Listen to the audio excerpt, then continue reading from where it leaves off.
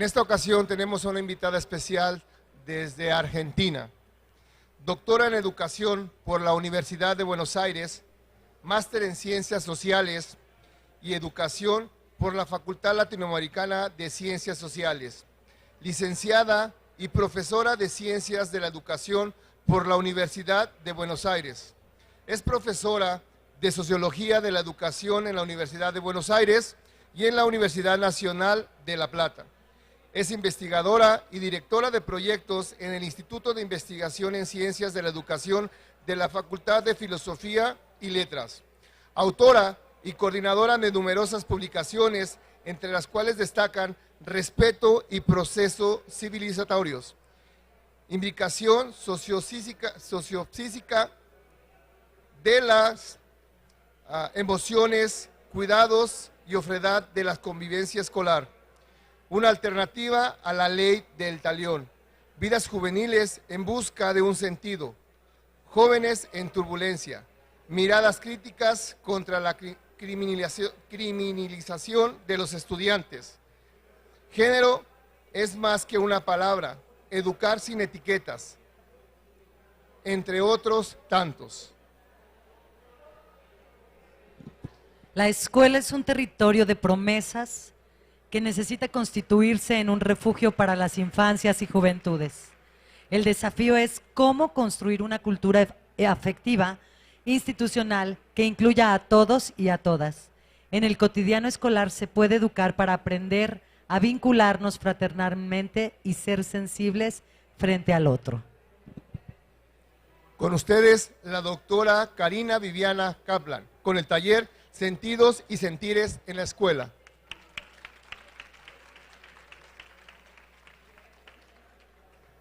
Buenas tardes a todos y a todas. ¿Ustedes se escuchan bien? Yo no. Así que bueno, vamos a concentrarnos lo mejor que podamos. Bueno, el último libro mío se llama La afectividad en la escuela, de la editorial Paidós. Digo porque estaban nombrando bibliografía, básicamente artículos. Y bueno, en las redes sociales en general posteo todos los artículos y todo. Así que me pueden seguir como Karina Kaplan en Facebook. Dicho esto, lo que vamos a hacer hoy es, algunos de ustedes estuvieron en la conferencia que di hoy a la mañana, otros no, entonces voy a recuperar algunas cuestiones que trabajamos ahí. Lo que hice es invitarlos, y lo hago aquí también, a pensar cómo hacer para construir una escuela que deje huellas afectivas y no deje cicatrices. Es decir, vamos a ponernos a pensar acerca de el valor simbólico que tiene la escuela, sobre todo en este tiempo de reconstitución del tejido social, de la reconstitución del lazo social que nos toca a nosotros, educadores y educadoras, tras esta pandemia. Es decir, quiero invitarlos a ustedes en este tiempo de volver a la escuela, reconstruyendo y reconstruyéndonos subjetivamente y también ayudando a reconstituir el lazo social de los estudiantes hacia la escuela. Entonces los voy a invitar a hacernos la pregunta acerca de cómo hacer para que la experiencia escolar no sea dolorosa para nadie, cómo hacer para que ningún niña, ningún niño y ningún joven se sienta en soledad. Y voy a recuperar una hipótesis que tengo en mis trabajos, que es acerca de que la escuela puede ayudar a reparar las heridas sociales. Entonces me va a interesar en este espacio, que es un espacio de intercambio, que podamos dialogar acerca de cuáles son las heridas sociales que ustedes identifican en sus niños, en sus niñas, en sus jóvenes, en sus estudiantes y sus familias, para poder pensar cómo la escuela es una institución de reparación simbólica de las heridas. Es decir, pensar esa escuela que pueda representar o significar un refugio simbólico para las infancias y las juventudes, sobre todo en sociedades como las nuestras, donde la desigualdad es un elemento estructurante de nuestras sociedades y donde el dolor social es una emotividad vertebradora de época. Entonces, quiero invitarlas a hablar sobre el dolor social, a pensar sobre el sufrimiento en la escuela para que si los niños, las niñas están atravesando situaciones de sufrimiento, no sea la escuela una institución que redoble ese sufrimiento. Para lo cual, lo que estuve pensando y lo que estamos investigando con nuestro equipo es cómo hacer para minimizar algunas prácticas que tienen que ver con las violencias en la escuela. Me he dedicado en los últimos años a investigar en las escuelas de mi país, de Argentina, pero conozco las escuelas de América Latina y ustedes me van a ayudar a aumentar ese aprendizaje que tengo respecto de las escuelas latinoamericanas. Les decía que lo que he estudiado en los últimos años son dos tipos de violencia que me gustaría distinguirlas. Una es la violencia física, que a veces se la denomina la violencia corporal, que son todas expresiones de violencia contra el cuerpo de los otros. Pero quiero decirles, antes de que identifiquemos juntos una serie de violencias físicas en los ámbitos educativos, que tengamos muy presente que históricamente, cuando nacen los sistemas educativos nacionales, la escuela moderna, tal cual lo conocemos ahora, la escuela estatal pública, la escuela que conocemos, que habitamos, piensen que en los orígenes, en la génesis de esas escuelas, existían los castigos físicos hacia los niños. Significa que a los niños se los azotaba en el cuerpo, se los violentaba en el cuerpo. Si ustedes revisan las imágenes en la literatura y en la pintura y en las distintas manifestaciones artísticas y pedagógicas acerca de la escolarización de los niños, se les ponía maíz en las rodillas, ¿no?, como castigo físico, se les azotaba con una regleta en las aulas, el maestro tenía la potestad, la facultad y hasta la obligación de pegarle a los niños, ¿verdad?, en sus cuerpos para enderezar, para encauzar esos cuerpos. Incluso estuve trabajando desde el punto de vista histórico, investigando cómo eran estos castigos físicos y, por ejemplo, se le ponía un bonete de hierro a los niños como castigo, ¿no? Cuando se portaban mal, cuando estaban indisciplinados, había todo un encauzamiento, una normalización de los cuerpos de los niños.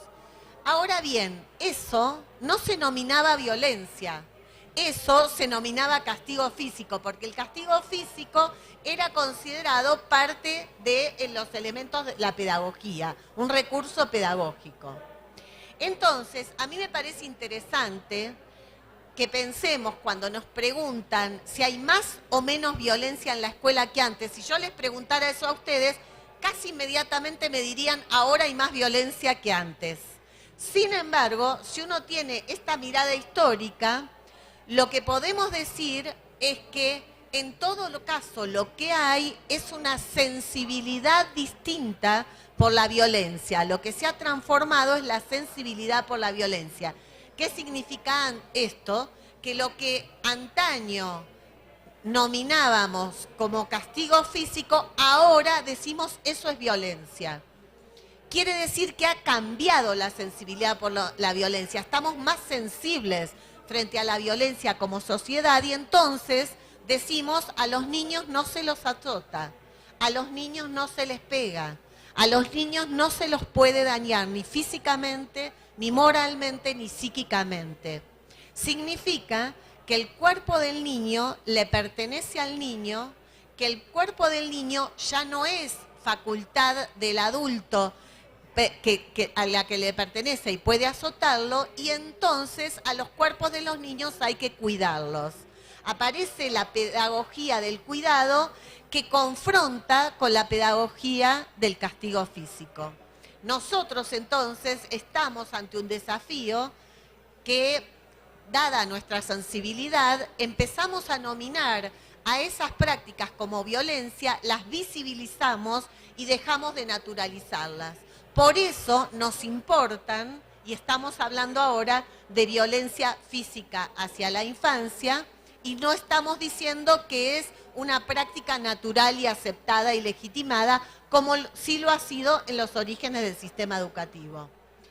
Eso entonces para decirles que es importante que no naturalicemos el castigo físico, es importante haber transformado la sensibilidad por la violencia y ahora resulta importante transformar las prácticas en la escuela y intentar de alguna manera educar a las familias para que no azoten a los niños, porque los niños necesitan ser cuidados y no dañados en sus cuerpos ni seguir teniendo esas heridas, esas marcas físicas con que se los azotaba históricamente también en la escuela. Entonces, estuvimos estudiando las violencias físicas en la escuela. Y la violencia más, la que más conocemos, si yo les preguntara a ustedes, es la violencia que ejercen unos niños, unos jóvenes sobre sus compañeros, ¿verdad? Esa es la violencia de la que más se ha hablado cuando se trabaja con la violencia en la escuela. Y es una violencia importante porque es expresión y es signo y produce un dolor social. Entonces, la segunda hipótesis que quiero trabajar con ustedes, así como la escuela puede ayudar a reparar las heridas sociales, la otra hipótesis es entender que la violencia es expresión de un dolor social. Que siempre que hay violencias hay alguien que está sufriendo. Hay una persona que está padeciendo una situación, ¿no?, en el marco de una relación social, en este caso con sus compañeros. Entonces, es importante trabajar en las escuelas, en las relaciones vinculares, en las formas de sociabilidad y de socialización que producen cotidianamente los niños en la escuela y no naturalizar ciertas formas de trato entre ellos. A veces cuando entrevistamos a los jóvenes y les preguntamos, por ejemplo, por qué se pegan entre ellos, dicen, no, es una broma.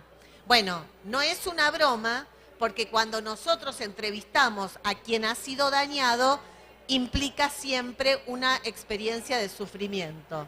Entonces, la idea de dolor social, la idea de sufrimiento y la violencia en la escuela como dolor social nos permite desnaturalizar y dimensionar los efectos sociopsíquicos de las violencias en la escuela, en su forma física, pero también ahora vamos a ver en su forma simbólica. Pero antes de dar cuenta de estas formas simbólicas de la violencia como dolor social, quiero decirles que a mí lo que me preocupa y me gustaría conversar también con ustedes es que cuando estuvimos entrevistando a estos jóvenes de escuelas secundarias, de sectores populares donde hacemos nuestras investigaciones, aparecía un tipo de violencia que por lo menos yo no había advertido en la escuela, que era la violencia que se vuelve contra el propio cuerpo. Cuando los jóvenes tienen mucho malestar, cuando los jóvenes están sufriendo, producen un tipo de violencia que se vuelve contra el propio cuerpo como práctica autodestructiva, que son los trastornos alimenticios, las adicciones, que son las autolesiones, el corte en la piel y los intentos de suicidio. No sé si ustedes también están observando estos fenómenos, pero que nosotros lo habíamos observado prepandemia, pero que con la pandemia evidentemente se ha agudizado estos fenómenos. De hecho, la muerte joven por suicidio en Argentina es la segunda causa de muerte en nuestro país. Significa que en las escuelas, siendo una caja de resonancia, esto va a tener algún efecto. Porque, insisto, estamos intentando reconstituir el tejido social, tenemos en nuestras aulas los efectos sociopsíquicos de una experiencia traumática como ha sido la pandemia, donde el sufrimiento es una emotividad de época que se ha visto recrudecido con esta experiencia. Y quería detenerme un poco en estas formas de violencia cuando se vuelven contra el propio cuerpo, sobre todo en la de las autolesiones. En nuestras investigaciones, tomando testimonios a los jóvenes, lo que denominamos como narrativas del dolor social que producen los jóvenes a través de la conversación con nosotros. Por ejemplo, un estudiante de segundo año de escuela secundaria, apenas 14 años, nos decía que en realidad él se corta en la piel, pero que ese corte se queda con una cicatriz y esa cicatriz o bien se va o le queda la marca, pero que a él no le preocupaba mucho esa cicatriz física, porque en realidad lo que más le preocupaba es el dolor que queda por dentro. Incluso lo llaman el dolor psicológico, el dolor psíquico. Significa que nosotros estamos asistiendo a las aulas a ciertas emotividades de épocas que tienen que ver con este sufrimiento y que entonces, como no encuentran respuesta, no encuentran salida, encuentran una salida, por supuesto que no es la que nosotros quisiéramos, pero ellos sienten algún tipo de restauración a partir, subjetiva, a partir de cortarse en la piel. Claro, es muy conmovedor escuchar esos testimonios, podría decirles mucho de estos, pero a mí lo que me interesa con ustedes es pensar acerca de cómo visibilizar esta forma de violencia y particularmente qué lugar ocupa la escuela. Porque la escuela no produce estas formas de sufrimiento que se vuelven contra el propio cuerpo, pero la escuela sí está atenta a esos sujetos, a esos estudiantes que tienen experiencias y vivencias, sentires y sentidos tan singulares vinculados a la pandemia y a la situación de los jóvenes en nuestros países, que digamos son el sector o los grupos más invisibilizados, más excluidos de la sociedad. Entonces la escuela es una institución que les da voz, que les permite reponer algo del orden de lo vital, ¿no? Porque con tanta expresión de dolor, con tanta expresión de sufrimiento, la escuela repone algo de lo vital. Cuando hice mis primeros trabajos de campo, mis primeras investigaciones, y lo recordé mucho en esta pandemia, quiero decirles respecto de esto 2 escenas que me conmovieron profundamente. Una, entro un día a investigar, a estudiar un aula que estaba siguiendo con una maestra de primer grado, niños de 6 años. En ese momento yo estudiaba el efecto que tienen las expectativas del maestro sobre los estudiantes, porque siempre me pareció que el educador, el maestro, es un actor central de la práctica pedagógica y es un actor que puede ayudar a reparar las heridas sociales y puede producir una mirada amorosa respecto de los estudiantes. Entonces esta maestra, imagínense niños de 6 años, muy pequeños de primer grado, de la escuela básica nuestra, esta maestra me dice, mira Karina, hoy no voy a poder dar la clase que tenía previsto porque se murió la mamá de un niño, de un alumno. Entonces, esta maestra dio lo que yo llamo una clase magistral sobre afectos, elaboración de duelos y de pérdidas. Se ocupó toda la clase de hablar con los niños, de que pudieran comprender a este niño que había perdido su mamá. Y entonces fue una clase de lo que denomino la dimensión afectiva vincular del cotidiano escolar, ¿no?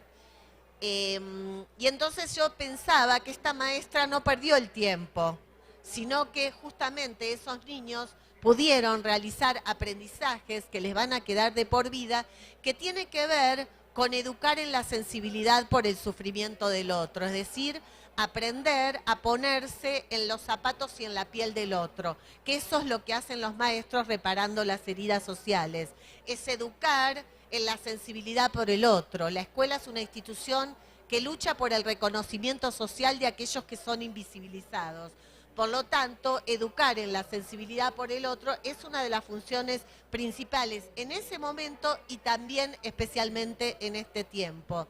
Y la otra escena que quería compartir con ustedes acerca de cómo la escuela es una institución que aborda, que permite elaborar y reparar el sufrimiento, simbolizar el sufrimiento. Nosotros venimos de una pandemia en donde los niños han tenido estas pérdidas y nosotros mismos hemos tenido pérdidas y necesitamos elaborar este dolor social, que es un dolor colectivo. Si hay algo que tiene la escuela es que es una institución donde se aborda estas temáticas desde lo colectivo, ¿no? La socialización de las emociones, la socialización del sufrimiento, y permite entonces entender que no estamos tan solos en ese sufrimiento y que podemos colaborar en procesos de elaboración de esas pérdidas y esos duelos.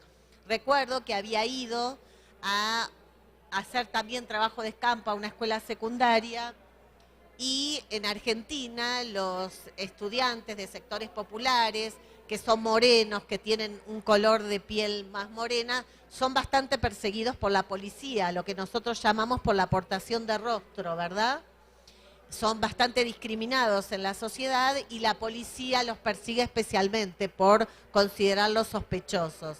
Había ido a esa escuela y me habían contado el suceso que luego salió en los medios de comunicación, se llamó el caso Ezequiel de Monti, de un estudiante de la escuela donde estaba investigando que salió con sus amigos a pasear y había un lago cerca, la policía pensó que estaban robando, entonces los empezó a correr, a perseguir. Ezequiel tuvo miedo, se tiró al agua y se murió. Entonces, cuando fui a hacer trabajo de campo a esa escuela, estaban haciendo en el patio de la escuela un recordatorio hacia Ezequiel. Y fue un día muy triste en la escuela, obviamente. Pero volví 15 días después y veo que estaban todos en ese mismo patio celebrando, festejando. Y dije, qué interesante, ¿qué pasó aquí? La novia de Ezequiel también era alumna de la escuela y fue mamá. Quiere decir que Ezequiel no conoció a su hijo, pero la alumna, su novia, fue mamá y se celebró en la escuela. Y la directora me dijo, así es la vida. Hay pérdidas, hay duelos que tienen, pero también la escuela transforma eso en un elemento de lo vital, es decir, celebra la vida. Y a mí me parece importante que la escuela sea un lugar de celebración de la vida, que permita elaborar el sufrimiento, no esconderlo. No se trata del imperativo de época que hay que ser felices a toda costa. Imagínense que un niño que perdió a su mamá no se puede pretender que sea feliz. Lo que sí se puede pretender es que y la escuela lo hace, es que se sienta acompañado, contenido, que pueda de alguna manera no sentirse solo en esa experiencia tan traumática. Entonces, les quería decir que junto con estas formas de la violencia física, encontramos otras formas de violencia para minimizar el dolor social en la escuela, insisto, para que la experiencia de dolor social que traen los niños, las niñas como marcas de su infancia, de su juventud, no sean reproducidas en la escuela. La otra forma que también produce dolor social es la forma de la violencia simbólica, que tiene que ver, que parece más suave que la violencia física, porque no es tan evidente como un golpe, pero que produce un daño sociopsíquico, que son las burlas, las humillaciones, las faltas de respeto, las formas de estigmatización, y nos vamos a poner ahora a ver esa parte de la violencia simbólica en la escuela. ¿Qué quiero decir con esto? Que así como se naturalizó durante mucho tiempo la violencia física, también está muy naturalizada, se considera como casi parte de lo habitual la violencia simbólica, las burlas, las humillaciones, las faltas de respeto. Entonces quiero meterme en esa dimensión de las violencias porque expresan y generan dolor social en muchos de los niños. Entonces quiero pasar ahora a un video que armamos con mis estudiantes de la Cátedra de Teorías Sociológicas de la Universidad de Buenos Aires para que veamos una de las formas que nosotros encontramos de violencia simbólica que tiene que ver con el color piel. Es decir, cuando el color de tu piel se transforma en un objeto de burla, de estigmatización y que genera sentimientos de inferioridad. Vamos a verlo.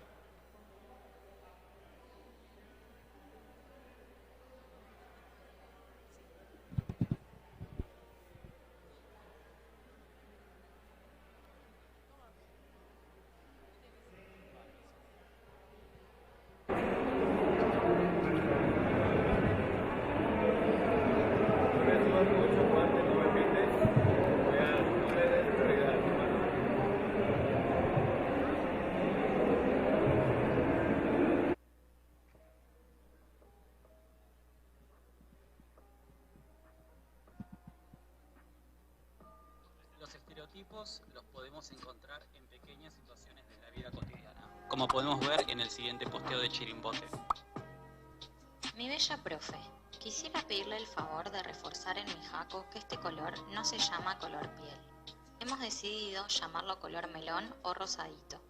Llamarlo piel es desconocer la riqueza de colores de la piel humana, aún más teniendo en cuenta la gran familia negra que tiene mi hijo. Mil gracias por su apoyo. Ese lápiz de color rosado, distante y contrastante en general con las pieles de las mayorías, representa la tonalidad dominante. El uso del lenguaje apunta a jerarquizar una piel que se considera legitimada, blanca, por sobre otras de menor valía social, morena, negra. De mi texto, el lenguaje es una piel.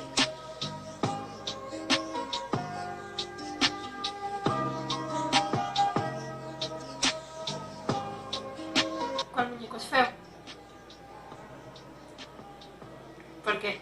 Porque a mí no me gusta el color café. ¿Cuál muñeco es malo? ¿Por qué? No sé.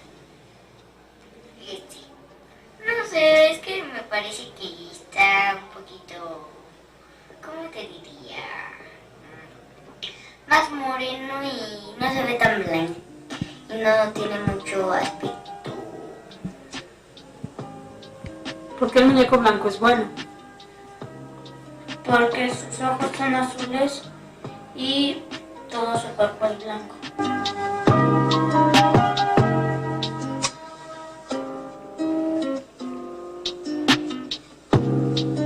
Tenemos varias expresiones racistas, muchísimas. Contá si querés. Tenemos trabajo en negro, me negrean, tenemos día negro, alma negra, mano negra, denigrar, humor negro. Pero, Sí. a ver, ¿por qué siempre lo negro es lo peyorativo? Sí. Cuando en realidad ponele trabajo en negro, se dice trabajo registrado o trabajo no registrado. Me negrean, me precarizan laboralmente. Tengo el día negro, tengo un día malo. Sí.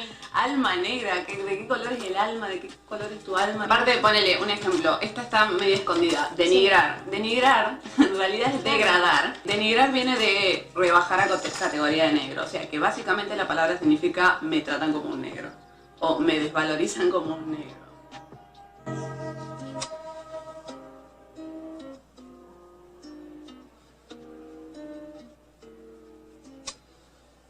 La sociedad colonial latinoamericana se organizó en torno a un sistema de castas que jerarquizaba, clasificaba y legitimaba la desigualdad por origen étnico y de género entre individuos. De esta forma, a grandes rasgos, en la cúspide de la sociedad se hallaban los varones blancos, católicos, españoles, seguidos por los criollos, hijos de españoles, los mestizos o castas de la mezcla entre indígenas, esclavos y españoles, los indígenas de la campaña y, finalmente, los esclavos traídos del continente africano.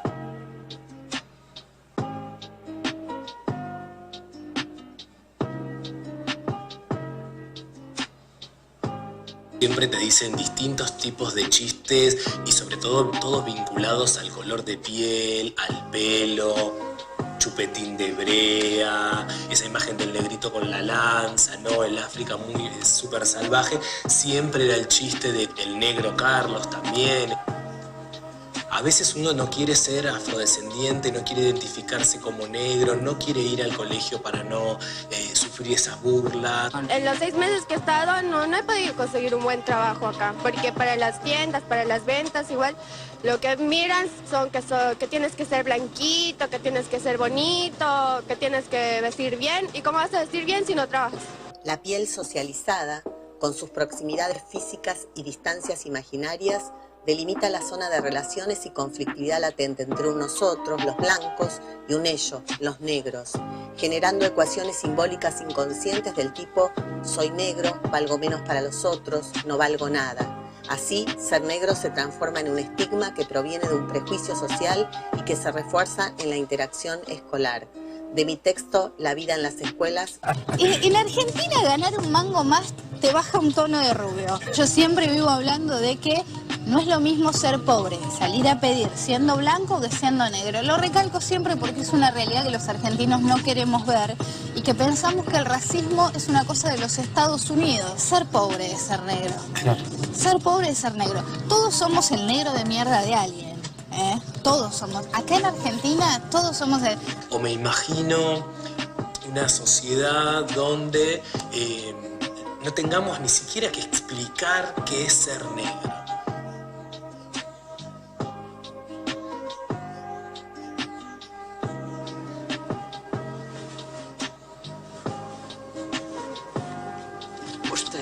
Arranje-me outro lugar. Minha senhora, a classe económica está lotada. Desculpe, eu não vou viajar ao lado do negro. Faça qualquer coisa. Eu vou falar com o comandante. O comandante manda dizer que conseguimos arranjar lugar na primeira classe. E pede imensas desculpas. Realmente é inconcebível um passageiro viajar ao lado de uma pessoa tão desprezível. O senhor acompanhe, por favor?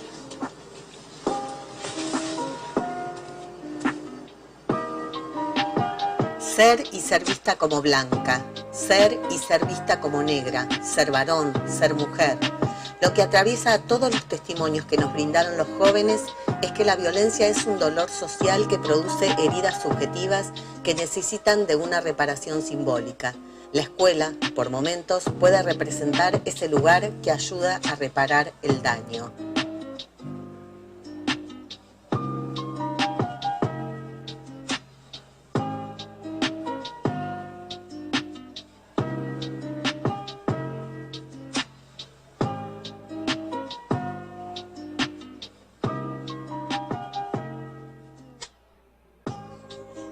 Hola, ¿se escucha?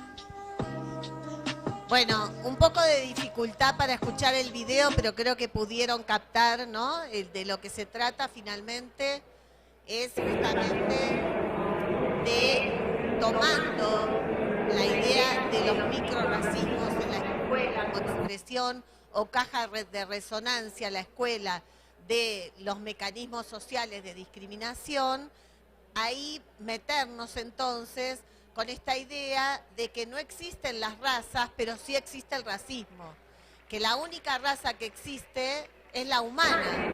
Sin embargo, fíjense que en el sistema educativo se nos ha formado y se sigue formando a los estudiantes con la idea de la existencia de razas, cuando la única raza que existe es la raza humana. Lo que sí podemos decir que sigue existiendo es el racismo en esta creencia de que algunos son superiores y otros son inferiores.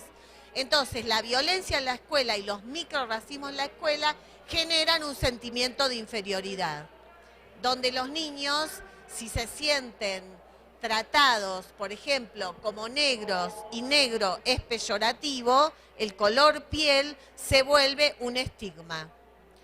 Y quiero decirles que no es casual que sea el color del piel y el rostro. A mí me interesa mucho que pensemos sobre la mirada que se construye acerca de los estudiantes en la escuela. ¿Por qué digo esto?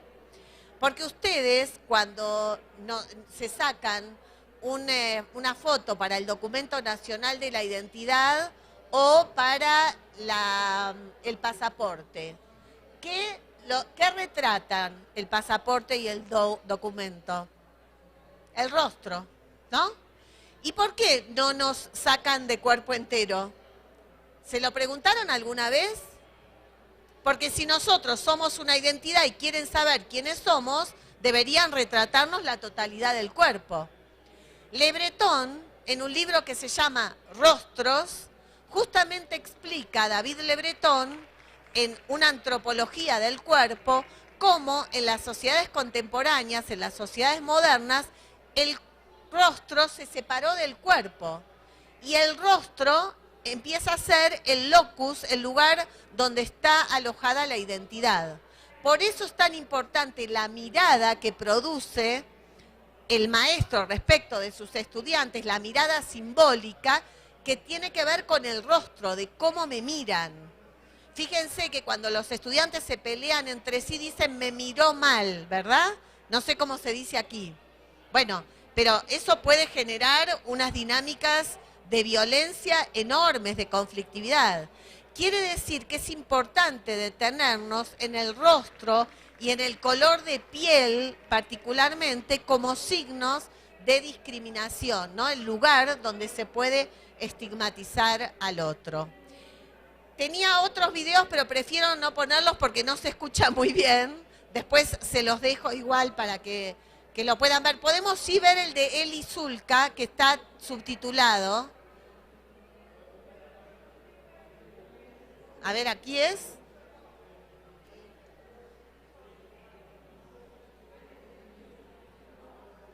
A ver, alguien que me... Para que vean también cómo el color de piel en la educación indígena es bien interesante para verlo como, ¿no?, un lugar de discriminación, el rostro. Eli Zulka. Ahí estamos. Ah, este se puede leer.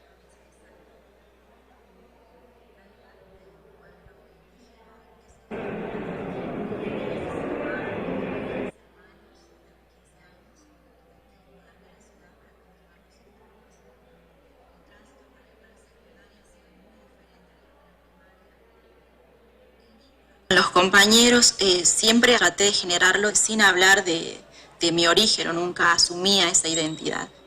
Justamente por el temor a la discriminación o a la burla. Entonces, en ese sentido, la diferencia se sentía y se notaba, ¿no? De decir, bueno, viene del interior, pobre, me refiero a formas de vestir, a formas de hablar, a formas de participar. En un acto escolar sobre la tradición, los compañeros me nombraron, bueno, Elisa debe saber cantar copla porque ella es colla, ¿no? Fue peyorativa la forma en la que se lo dijo, despectiva. Era una forma de insultar o de decir que eras de otra parte. Entonces, ante esa situación de bullying, de discriminación, por ahí las docentes o los docentes presentes, las otras personas no intervenían, ¿no?, como para reflexionar en torno a la situación. Recuerdo que casi al final de la carrera universitaria, mi reflexión crítica me permitió en principio asumirme como indígena. Fue una cuestión de reconstruir esa autoestima tal vez herida que venía teniendo y pensar y ver que ante todo tengo la condición humana, que tenga una cultura distinta, una forma de pensar y de actuar. No hacía que sea menos, ¿no?, que el resto, que sea inferior al resto. Entonces, reflexionar sobre esa condición me permitió valorar positivamente y decirle a quienes se vinculaban conmigo que sí, vengo de un pueblo que es indígena y que son mis prácticas y reafirmarlas en términos positivos. Bueno, como ven, es importante reconstruir estos relatos en primera persona en relación a las experiencias como estudiante y cómo ahí siempre hay, cuando los escuchan, las escuchan. Eli Zulka es una indígena del pueblo Tastil, un pueblo que fue reconocido hace 10 años en Argentina como pueblo indígena con una identidad propia, y yo le dirigí su tesis doctoral. O sea, es la primera universitaria y la primera doctora, y ahora es becaria doctoral de como si fuese aquí el CONACYT. Es decir, a mí me pasa que uno tiene que hacer un ejercicio que no solo tiene que ver con qué investiga, sino cómo está afectado subjetivamente para poder ayudar a reparar las heridas sociales, para confiar en nuestros estudiantes. En mi caso ya era una estudiante universitaria, ella vive en Salta, yo vivo en la ciudad de Buenos Aires y sin embargo le dirijo la tesis. Conmigo fue la primera vez que viajó a Brasil, es decir, que salió de su pueblo y además viajó a Brasil.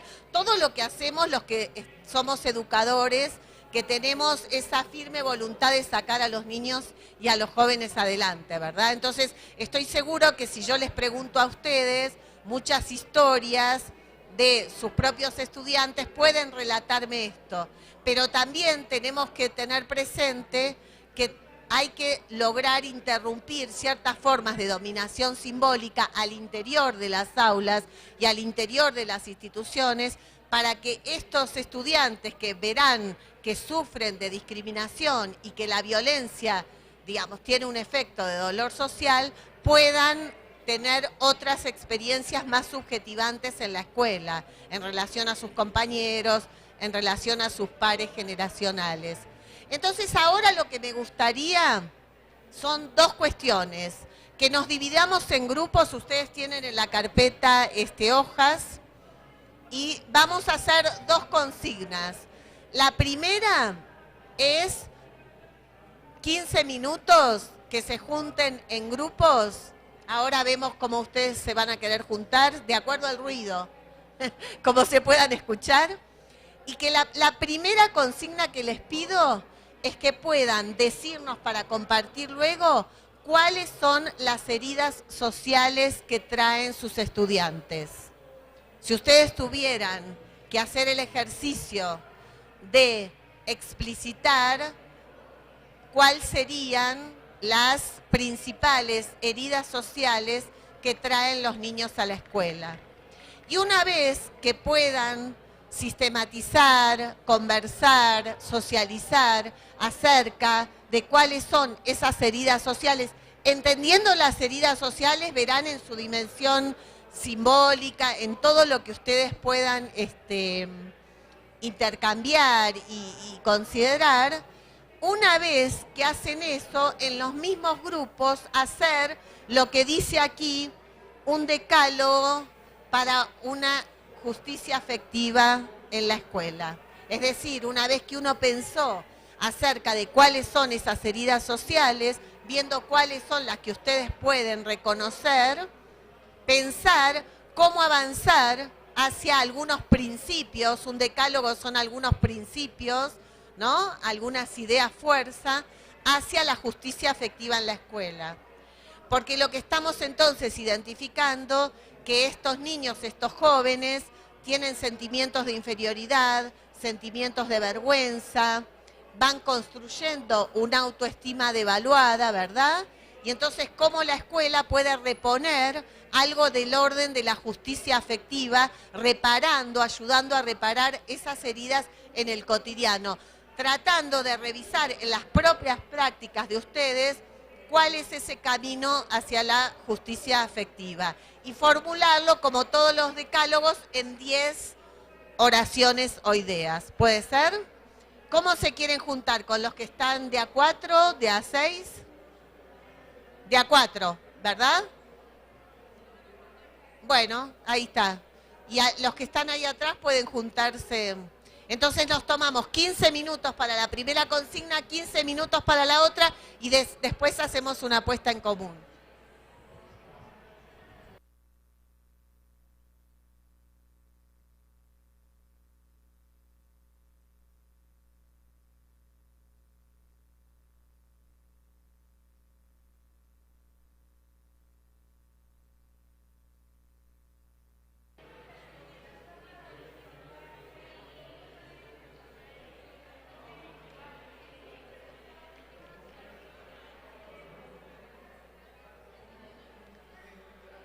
Bueno, nos volvemos a poner todos como estábamos. Quienes quieran ver los videos completos de la serie Faces, ponen Faces y los bajan. Son de libre acceso. Y también el otro de la discriminación color piel, lo ponen discriminación color piel y se encuentran con el video. Están en YouTube. Así que no van a tener problema para bajarlos. Bueno, de este grupo, vamos.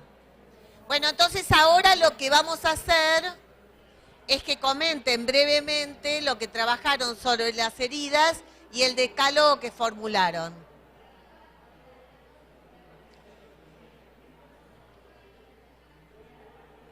Lo que sí les pido es que se presenten, así sabemos. Hola, ¿qué tal? Muy buenas tardes. Mi nombre es Karina Tejeda.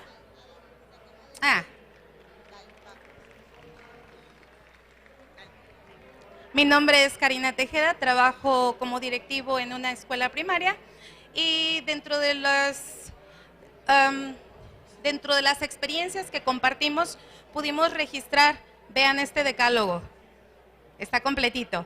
No, hicimos el borrador y nos faltó organizar priorizando, porque primero nos situamos en el estudiante, ¿no?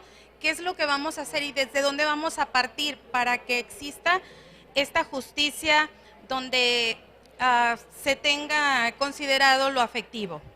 Sensibilizar para lograr reconocer sus propias heridas sociales. Es importante que reconozcan nuestros estudiantes qué es lo que les sucede. Motivar para que lo puedan expresar sería el segundo punto. Motivar para que ellos puedan comunicar de manera asertiva lo que les sucede y qué es lo que les genera. Pero también nosotros analizábamos el hecho de que nuestros estudiantes no han aprendido a poner límites. Y mientras nosotros no trabajemos para fortalecer la autoestima y el autorreconocimiento de la dignidad como persona, entonces no van a saber poner límites y entonces esto sería algo cíclico, ¿no? De que van a sanar unas heridas, pero van a estar expuestos a recibir otras. Entonces toca como tercera parte esta experiencia de reconocer la dignidad como persona y aprender a poner límites. Reparar las heridas mediante el recuento de las experiencias de manera personal, lo que vimos en el video. Hacer espacios donde ellos puedan compartir lo que ha sucedido y lo que ha generado lo que les ha sucedido. Y es posible que dentro del propio grupo esté la persona misma que les haya violentado y que ésta esté a la escucha y que pueda sentirse libre de poder expresar lo que ha sido en su persona la consecuencia por la violencia vivida. Promover el bienestar propio y del otro a través de la cultura de la paz. Invitar a la práctica de la cultura de la paz. Y algo que yo preguntaba a los compañeros, y sí me gustaría a mí de manera clara, saber, levantando su mano, ¿quiénes de ustedes utiliza el documento Reglas de Conducta para Educación Básica en el Estado de Jalisco? Levanten su mano, por favor. De los asistentes que utilizan este documento, ¿viven una práctica distinta a cuando no lo conocían y no lo utilizaban? Veamos la cantidad de docentes que no conocemos el documento, doctora, y que no hacemos uso de él. Yo platicaba con un estudiante de licenciatura, asesoro en la Universidad Santander, y me decía, el problema en mi clase es la conducta de los estudiantes entre ellos. Y yo les dije, resuelto, utiliza el documento. Faltas leves, graves, muy graves, las consecuencias. Vienen capítulos y fracciones para poder lidiar con las conductas negativas en el aula. Los docentes tenemos miedo de aplicar la normativa. Muchas veces es por el desconocimiento y yo puedo decirles como experiencia, y no los entretengo, que lo utilizo, soy directora, y desde que hago uso de él, los índices de violencia en las escuelas donde he elaborado, que son 4 ya como directiva, ha sido considerable. Los niños saben y conocen, puedo leerles las consecuencias, puedo decir, apóyame leyendo la falta que cometiste, en dónde se localiza y qué es la consecuencia para esta falta. Otro punto importante para el decálogo, que registren las incidencias, quién sufre la violencia y quién fue el violentador, porque cada uno tiene su interpretación del hecho, del acontecimiento. Es posible que alguien solamente haya hecho un movimiento de tacto y ese movimiento de tacto haya detonado en una violencia verbal o una violencia física mayor. pero hubo alguien que inició. Entonces sí es importante que estemos a la escucha y que no hagamos interpretaciones subjetivas. Yo creo que sería otro punto en el decálogo, no dar por hecho y tener de alguna manera apertura a la escucha activa de las partes. Sí es importante entonces el registro, el conocimiento de la regla, la aplicación de la regla, la comunicación de la normativa, tanto a quien está en atención, que es el alumno, a como el responsable, que es el padre o tutor. Entonces, sí es importante sensibilizar y trabajar la cultura de la paz, pero yo creo que estamos formando ciudadanos críticos cuando hacemos una práctica desde la infancia de la realidad a la cual se van a enfrentar. Porque finalmente cuando sean adultos y sean violentados tendrán que ir a una fiscalía, tendrán que acudir a derechos humanos y deberán poner en práctica el ejercicio de comunicar claramente lo que sucedió. En las escuelas donde yo he elaborado les he invitado a los niños a que aprendan a comunicar lo que les sucede y colocarlo en buzones, que si es necesario no deben registrar sus datos personales si tienen temor a represalias o algunas situaciones, y eso ayuda bastante. Muchísimas gracias. Muy interesante, ¿no? Esta propuesta del buzón para de alguna manera expresar, pero que no sea una acción, por supuesto que tiene que ser voluntaria y que sea una acción que se transforme en aprendizaje, ¿verdad? Porque a veces estos temas se prestan para la judicialización de la vida educativa y lo que tenemos que evitar es judicializar un tema que tiene que ver con la convivencia y que se resuelve de un modo escolar y no penalizante, ¿verdad? Bueno, muy bien, Karina, tu nombre es como el mío. Bueno, ¿quieren pasar alguno de ustedes?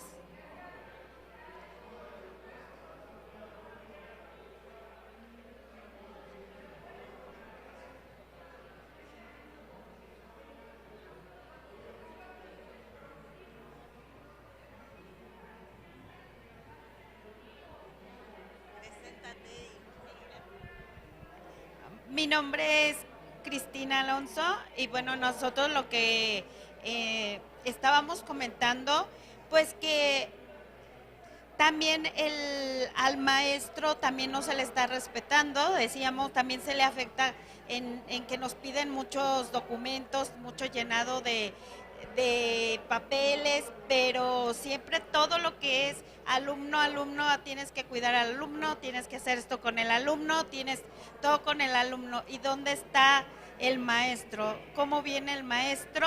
Era lo que comentábamos, que ahora con la pandemia, pues obviamente nos preocupamos de cómo venían nuestros alumnos, cómo íbamos a tratar a los papás, pero nadie se preocupó de cómo vienen los maestros. También los maestros sufrimos pérdidas y creo que también desde ahí no se nos está respetando. Y otro de los decálogos que nosotros comentábamos era crear espacios de reflexión. Creo que hay muy pocos espacios de reflexión. Otro, escuchar al otro, saber escuchar al otro. Pero ¿desde dónde? Desde el directivo maestro, maestro directivo, directivo alumno y viceversa.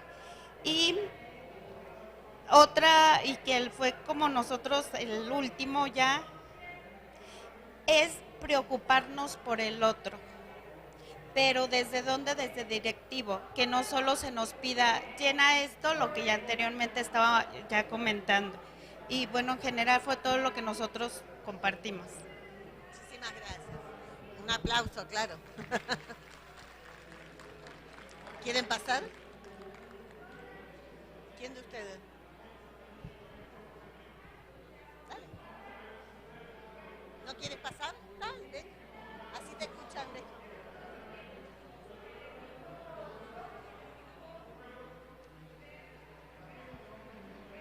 Y de paso, preséntate así. ¿Perdón? Di tu nombre. Ah, ok. Buenas tardes, mi nombre es Juan Francisco Gómez Silva. Pues nosotros en nuestro equipo, como heridas sociales, distinguimos tres elementos principales. El primero es la desigualdad de oportunidades, tanto económico, educativos, por las diversidades de zonas o regiones en todo el estado. Esto es que si bien es cierto, pues nos invitan a no tener o a ser igualitarios, mas sin embargo, pues sabemos que no es así la realidad. Otro es la discriminación en cuanto al género y estereotipos sociales. Esto tiene que ver por cuestiones, bueno, hablábamos que, bueno, los compañeros son de unos talleres que imparten por parte de, es una misión cultural, ¿sí? Y, por ejemplo, hablábamos de que hay algunos talleres que, si bien es cierto, pues son diseñados para cierto género, en la actualidad tenemos que dar, o se tiene que dar esa apertura a otras personas. Y hablábamos, por ejemplo, de en caso de que algún muchacho quisiera entrar, por ejemplo, a aeróbics, ¿qué opinaba la sociedad acerca de él? Inmediatamente lo iban a señalar por tener este estereotipo de que esa actividad es más para mujeres. La falta de reconocimiento social también en cuanto a los adolescentes, ya que pues vimos que carecen de aspiraciones sociales. En la actualidad, pues bueno, sus metas son a corto plazo, ya no ven a futuro, sino inmediatamente. Nuestro decálogo es: llevaremos o acercaremos el aprendizaje a las personas o comunidades para igualdad de oportunidades en su crecimiento. Como segundo aspecto, creación de actividades para que los adolescentes, jóvenes y adultos empleen sus tiempos positivamente. Esto evitando tiempos ociosos y que puedan inducirlos a algunos vicios.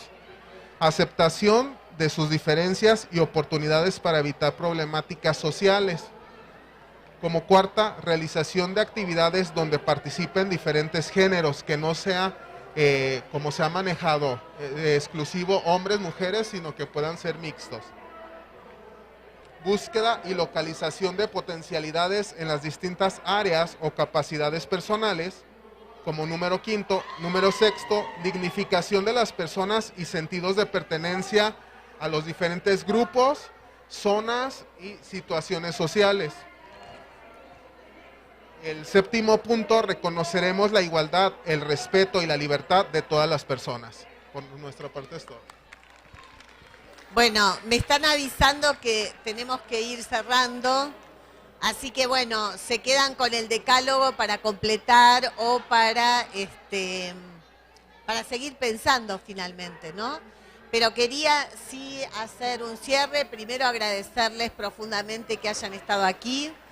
Después, como les decía, pueden seguir leyendo bibliografía, alguna es propia, pero bueno, allí nos encontraremos conversando con los textos. Y para cerrar, sí me gustaría decirles que habíamos iniciado el taller con 2 hipótesis y con 2 preguntas. Una hipótesis era acerca de la escuela como reparadora de heridas sociales. Creo que eso yo estuve pasando por los grupos y hemos ido conversando acerca de cuáles son las heridas que traen los niños, las niñas, y esta función simbólica de la escuela de ayudar a reparar las heridas sociales. Algunos me decían, la escuela tiene sus límites, pero también la escuela tiene muchas condiciones de posibilidad. A veces la escuela transforma un límite, una limitación, en una condición de posibilidad. De hecho, los educadores, las educadoras, en el regreso a la presencialidad, hemos sido muy afectados por el sufrimiento, pero también tenemos una memoria histórica de generaciones anteriores y de nuestra propia práctica del quehacer cotidiano, que es justamente de poder ayudar a tramitar el sufrimiento o el dolor social. Entonces, la primera hipótesis acerca de que la escuela es una institución que cumple una función simbólica central en estos tiempos donde la emotividad vertebradora es el dolor social, que es la de constituir una ayuda, una posibilidad de reparación de las heridas sociales.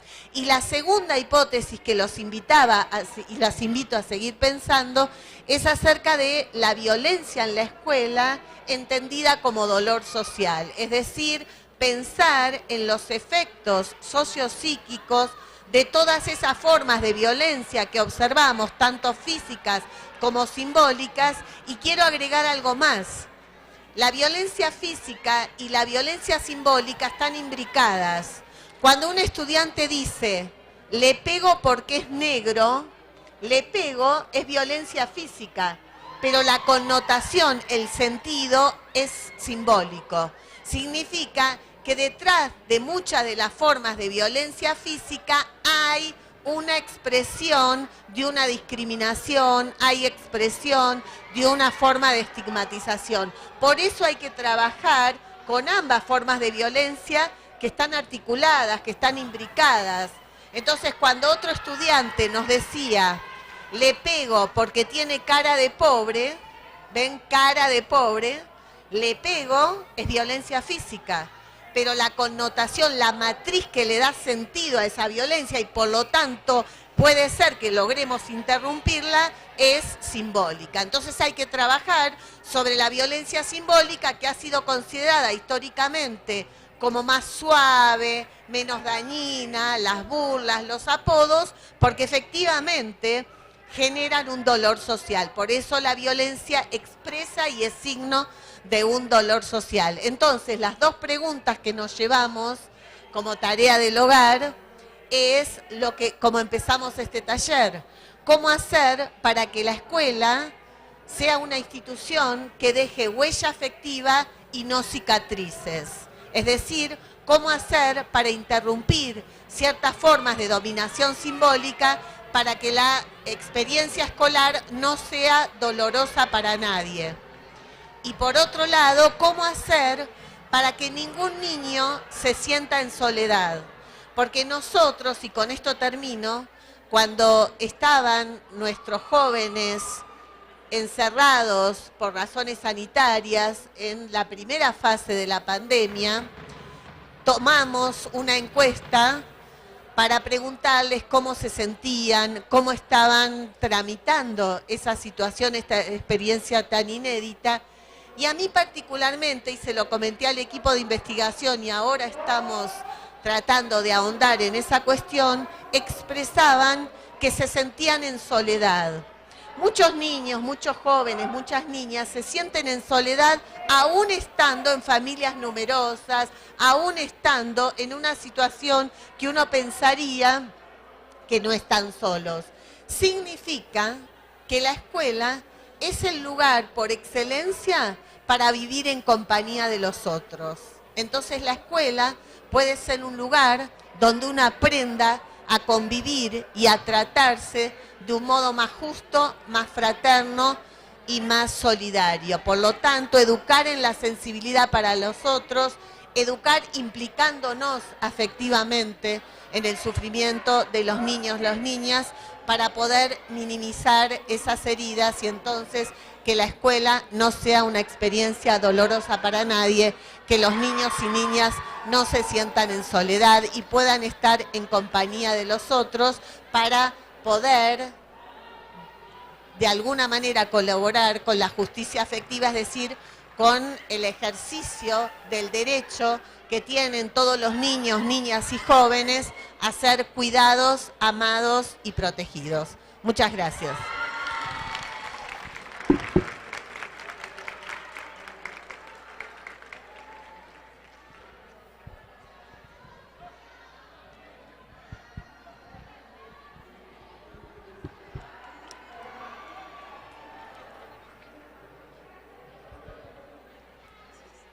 Buenas tardes a todos. En nombre del secretario de Educación, le entregamos un reconocimiento a la doctora Karina Viviana Kaplan por su participación en este taller. Gracias.